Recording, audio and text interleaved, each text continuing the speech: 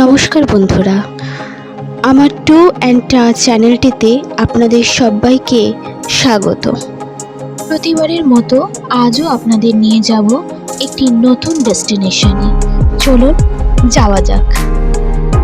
এটি দক্ষিণ কলকাতার শরৎ বোস রোড এবং রাসবিহারী অ্যাভিনিউর কাছে অবস্থিত বিখ্যাত একটি মাঠ।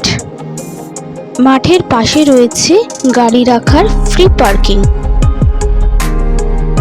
এই মাঠটি দক্ষিণ কলকাতার সাংস্কৃতিক ও ক্রীড়াকেন্দ্র হিসেবে প্রসিদ্ধ।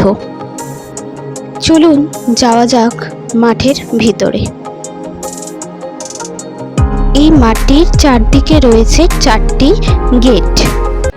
এই মাঠে আপনারা লক্ষ্য করতে পারবেন একটি বিরাট সোলার প্যানেল, যার মাধ্যমে মাঠের সমস্ত আলো চালানো হয়। এখানে রয়েছে সবুজে ভরা সুসজ্জিত গাছের বাহার, যা দেখলে মন জুড়িয়ে যায়। আর রয়েছে এই একটি স্টেজ, যেখানে সাংস্কৃতিক অনুষ্ঠান, সঙ্গীত মেলা, নানা রকম প্রোগ্রাম হয়ে থাকে। এটা আপনারা বুঝতে পারছেন আমি কোথায় এসেছি। হ্যাঁ বন্ধুরা, এটি হলো দক্ষিণ কলকাতার দেশপ্রিয় পার্ক। এটি জাতীয়তাবাদী নেতা যতীন্দ্রমোহন সেনগুপ্তের নামে নামাঙ্কিত। দেশপ্রিয় পার্ক দুর্গাপূজার থিমের জন্য বিখ্যাত। 2015 সালে 88 ফুটের দুর্গা প্রতিমা এখানেই হয়েছিল। এই পার্কে রয়েছে সুন্দর বসার কিছু জায়গা এবং ব্যায়ামের জন্য কিছু ফ্রি হ্যান্ড মেশিন, যা আপনারা দেখতে পাবেন। এই রাস্তাটি চলে যাচ্ছে গড়িয়াহাটের দিকে, যেটি হলো রাসবিহারী অ্যাভিনিউ। এখানে আধুনিক কিছু ব্যায়ামের জিনিসপত্র, শরীরচর্চার জিনিসপত্র আপনারা দেখতে পাবেন।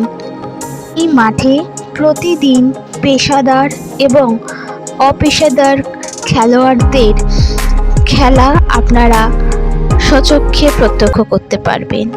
মাঠের পাশেই রয়েছে টেনিস কোর্ট, যেখানে বাচ্চাদের টেনিস শেখানো হয়। ছোট ছোট বাচ্চাদের টেনিস প্রশিক্ষণের দৃশ্য বেশ আপনাদের মন ভালো করে দেবে।